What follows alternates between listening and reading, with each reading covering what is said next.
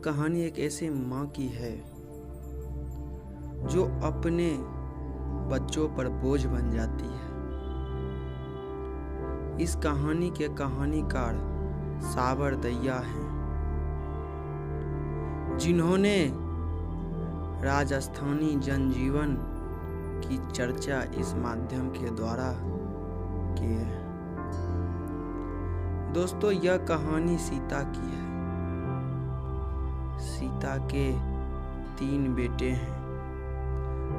बड़ा बेटा कैलाश, नारायण और बिरजू। सीता का परिवार भरा पूरा था।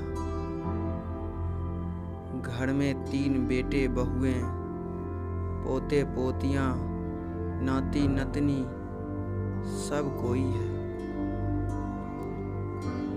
लेकिन माँ की देखरेख करने वाला कोई नहीं। सीता के 3 बेटों में बनती नहीं थी। तीनों अलग अलग रहते हैं। सीता को किसी तरह दोनों शाम रोटी मिल जाती है, लेकिन रोटी ही तो सब कुछ नहीं होती ना। जब तक सीता के पति जिंदा थे सब ठीक ठाक था। बच्चों की किलकारी सुन खुशी होती थी, और अब जब बच्चे किलकते हैं तो सारे भाइयों की आपस में लड़ाई हो जाती है।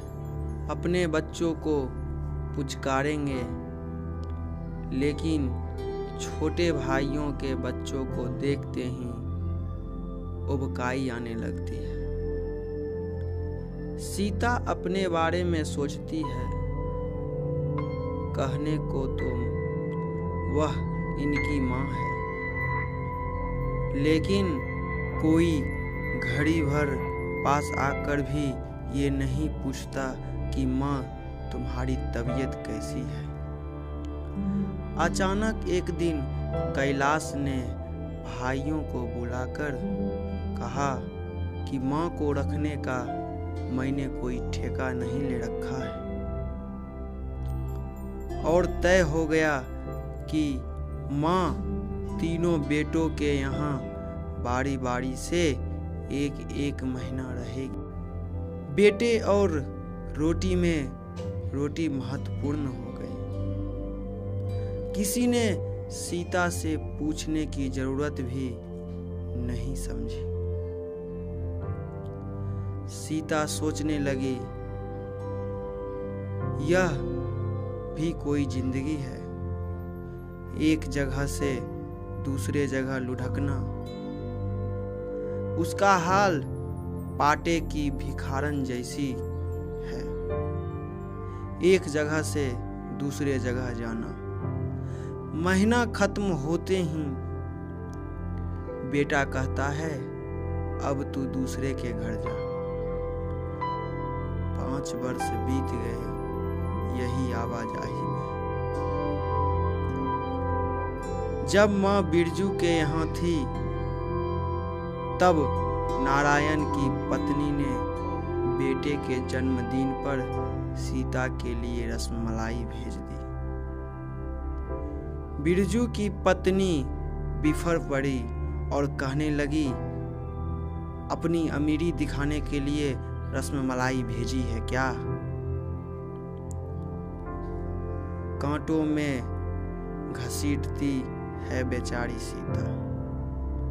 एक पेट के लिए इतना झंझट। एक दिन तो हद हो गई। कैलाश ने कहा कि अच्छा नहीं लगता कि माँ महीने भर इधर उधर लुढ़कती है।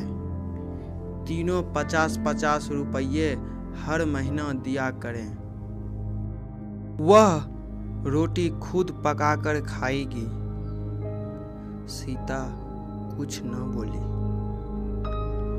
उसकी आंखों के आगे अंधेरा छा गया। रोने लगी, मगर आवाज बाहर ना निकली। सोचने लगे कि कौन सा मुफ्त का खाती है, बच्चों की देखरेख भी तो करती है, मजदूरी दे रहे हैं क्या?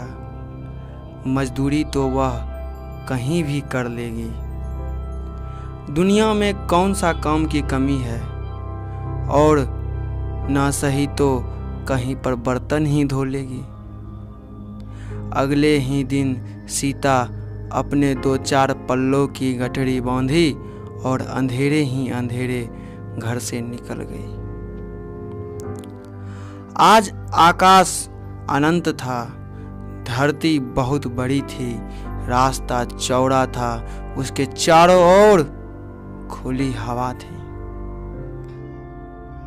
सीता को तो अपने ही घर में घुटन महसूस हो रही थी, लेकिन उम्मीद करता हूँ आपकी माँ को कभी घुटन महसूस ना हो।